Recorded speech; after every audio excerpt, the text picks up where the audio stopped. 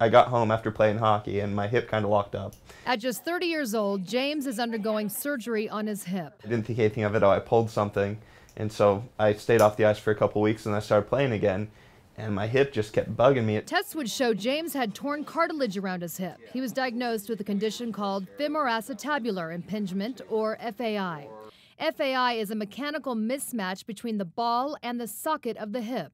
This condition is painful, and if left untreated, FAI could lead to osteoarthritis. There are very few things in orthopedic surgery where if we can catch it early enough, we can affect the natural history of the progression of the wear of the joint. Dr. Hugh West is an orthopedic surgeon at the Orthopedic Specialty Hospital in Murray. He traveled the globe to learn more about FAI and how to treat it. The hip, we always thought, was just one of those joints that had a disposition to wear out with age.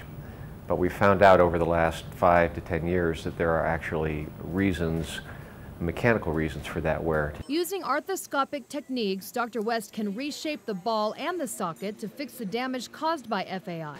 The surgery is less invasive, and patients are generally back on their feet in just a matter of weeks. And we feel that this is really one of those rare opportunities that if we can catch the problem, if we can discover the problem early enough in life, that we can change that wear curve such that by the time they're 50, they don't have a worn out joint. As for James, he's anxious to get back on the ice. I'm used to always being on the ice, and so I'm just really, really missing that a lot. In Murray, I'm Shauna Lake for 2 News.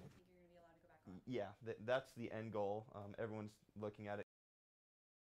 What we're doing is where this arrow is, we're going to mark this line, that's the bone we're going to remove.